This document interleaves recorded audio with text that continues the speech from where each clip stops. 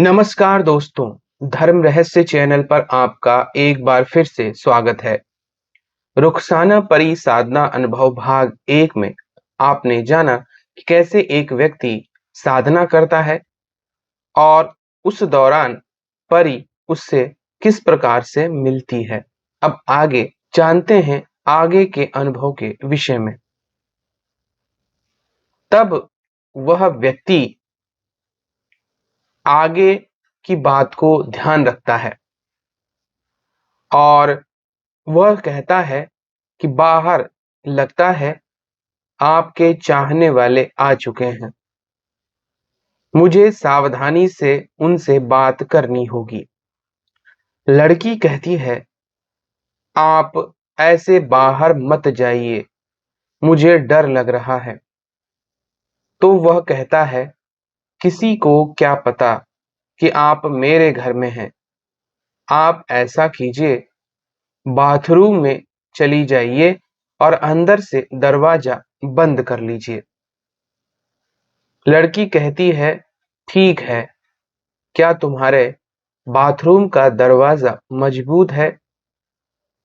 तो वह हंसते हुए कहता है, हाँ, इसके लिए आपको परेशान होने की जरूरत नहीं है, क्योंकि उसका दरवाजा लोहे का है और कोई भी उसे तोड़ नहीं सकता। अब आप निश्फिक्र होकर चली जाइए। तब वह व्यक्ति उस लड़की को बाथरूम के अंदर जाने को कहता है और वह वहां जाकर अंदर बैठ जाती है, घबराते हुए। यह आदमी अब अपने दरवाजे पर पहुंचता है।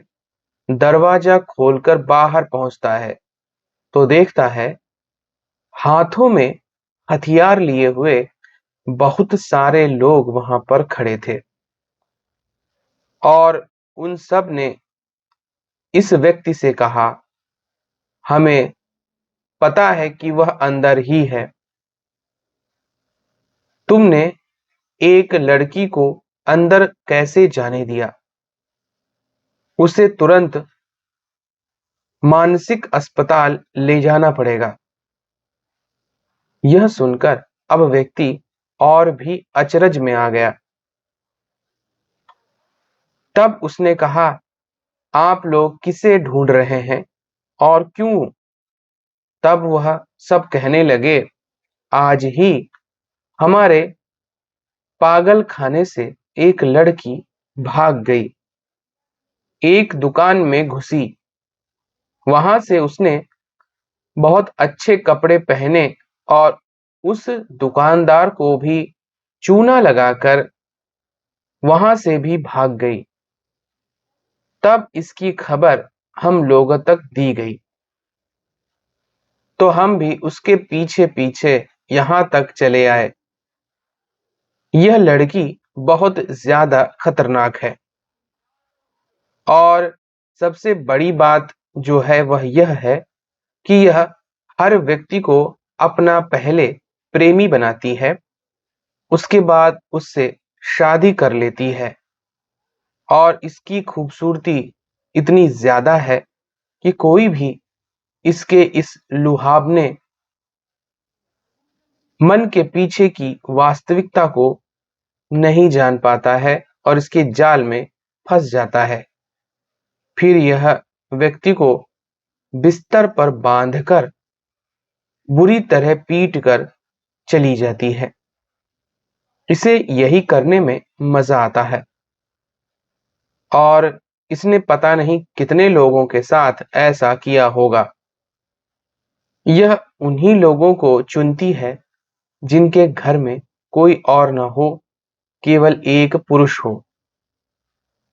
इसी वजह से हम नजर रखते हैं कि कहीं यह भाग तो नहीं गई, पर पता नहीं यह इतनी चतुर कैसे है कि इसे किसी भी निगरानी में रखा जाए तो भी यह वहां से भाग ही जाती है। अगर आपके घर में यह है तो आप इसे हमें सौंप दीजिए। तब व्यक्ति अंदर तक हिल जाता है। उसे यकीन नहीं था कि अब वह किसकी बात पर विश्वास करे, क्योंकि एक तरफ तो ये लोग बोल रहे हैं कि वह लड़की पागल है और दूसरी तरफ वह लड़की कह रही है कि यह लोग उसके पीछे पड़े हैं, उसे बेच देना चाहते हैं। अब ऐसी स्थिति में क्या किया जाए? आखिर कैसे पता किया जाए कि कौन सच बोल रहा है? क्योंकि अगर मैंने इस लड़की को इन गलत लोगों को सौंप दिया तो उसकी जिंदगी हमेशा के लिए बर्बाद हो जाएगी। और अगर इस पागल लड़की को मैंने अपने घर में रखा तो भी बड़ी समस्या हो सकती है। मैं क्या चुनूं? क्या करूं? कुछ समझ में नहीं आ रहा। थोड़ी देर सोचने के बाद व्यक्ति ने कहा, अभी सुबह तो मैंने एक लड़की को इधर से गुजरते हुए देखा था, लेकिन शायद वह तो अब तक इधर उधर भटक रही होगी। आप ऐसा कीजिए, आप आगे वाली कॉलोनी में चले जाइए और वहां जाकर देखिए। वह सब कहने लगे, आपको इस लड़की से सावधान रहने की बहुत जरूरत है। उसकी बातों में बिल्कुल भी मत आना, क्योंकि अगर वह आपको अपने लपेटे में ले लेगी तो फिर आप बच नहीं सकते हैं। व्यक्ति इस बात की गंभीरता को तो समझ रहा था, लेकिन दो विकल्पों में उसे एक विकल्प ही चुनना था। और क्योंकि उसे यह बात पूरी तरह से यकीन था कि लड़की शायद ना झूठ बोल रही हो, और अगर वह बोल भी रही है तो भला वह उसका क्या बिगाड़ लेगी। और इस प्रकार अगर मैंने गलती से इन लोगों को लड़की सौंप दी तो हो सकता है कि अगर यह लोग गलत हुए तो फिर हमेशा के लिए इस पाप का भागीदार उस व्यक्ति को बनना पड़ जाएगा। इसलिए यही अच्छा है कि मैं इन लोगों को यह बात ना बताऊं। लेकिन सावधानी के लिए उस व्यक्ति ने उन सब से उनका कार्ड मांग लिया, ताकि अगर कोई समस्या हो तो फोन करके वह उन्हें बता सके। इस प्रकार वह व्यक्ति और उनके साथ मौजूद कई सारे लोग थोड़ी देर बातचीत करने के बाद बाकी लोग उस कॉलोनी के आगे वाले कॉलोनी में चले गए उस लड़की को ढूंढने के लिए। और व्यक्ति भी शांतिपूर्वक चुपचाप अपने घर में वापस आ गया। उसने दरवाजा बंद किया और सोचा कि अब मुझे उस लड़की से सावधानी पूर्वक बात करनी होगी, क्योंकि एक डर उस व्यक्ति के मन में आ ही चुका था कि कहीं अगर यह पागल हुई तो कुछ न कुछ ऐसी हरकतें जरूर करेगी जिसकी वजह से इसकी वास्तविकता मुझे पता चल जाएगी। बस मुझे इसके इमोशन वाले हथियार से बचना होगा। वह अंदर आया। उसने बाथरूम का दरवाजा खटखटाया और कहा, आपको परेशान होने की जरूरत नहीं है, वह लोग चले गए हैं। आप अब बस बाहर आ जाइए। आपको बिल्कुल भी परेशान होने की जरूरत नहीं है। मैंने उन लोगों को बेवकूफ बनाकर भगा दिया है। तब वह अंदर से बोली, ठीक है, मैं दरवाजा खोलती हूँ।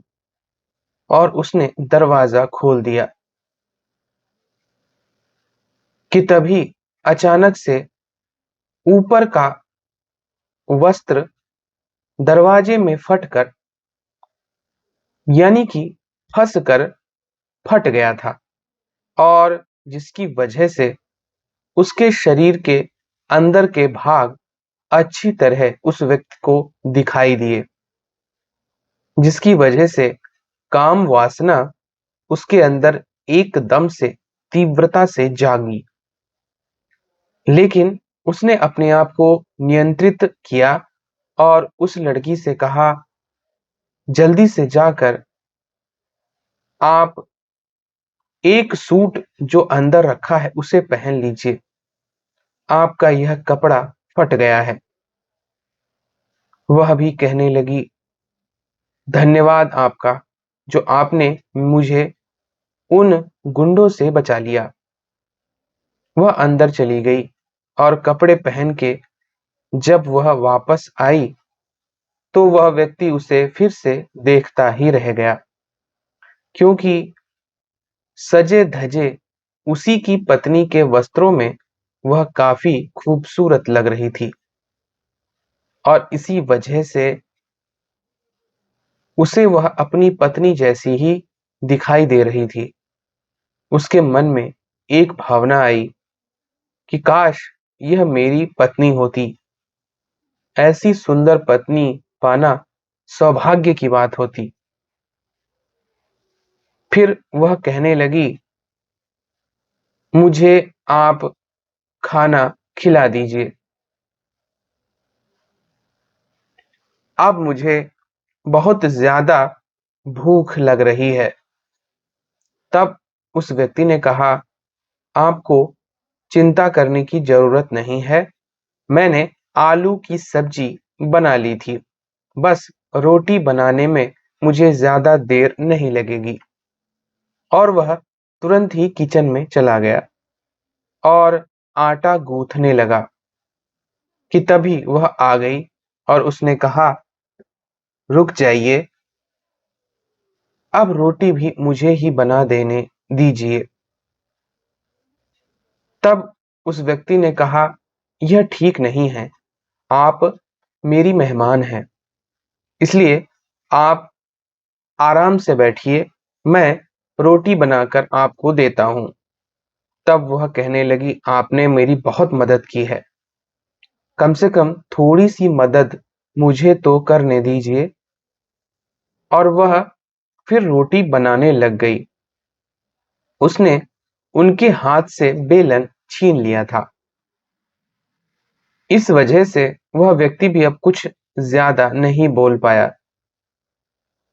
लेकिन एक अचरज भरी बात हुई, उस व्यक्ति को भी अब भूख लग गई थी, शायद इस हंगामे की वजह से। तो वह कहने लगा, अगर बुरा ना माने तो क्या आप मेरे लिए भी रोटी बना देंगी? तो वह कहने लगी, ठीक है, मैं आपके लिए भी रोटी बना देती हूँ। और वह रोटियां बनाकर आलू की सब्जी के साथ उसके सामने लेकर आ गई, और अब दोनों खाना खाने लगे। दोनों की नजरें एक दूसरे को लगातार निहार रही थी। दोनों की नजर एक दूसरे से हट ही नहीं रही थी। अब इसके बाद आगे क्या हुआ जानेंगे हम लोग अगले भाग में। तो अगर आपको यह पुरानी सच्ची घटना अच्छी लग रही हो तो चैनल को लाइक करें, शेयर करें, सब्सक्राइब करें। आप सभी का दिन मंगलमय हो। धन्यवाद।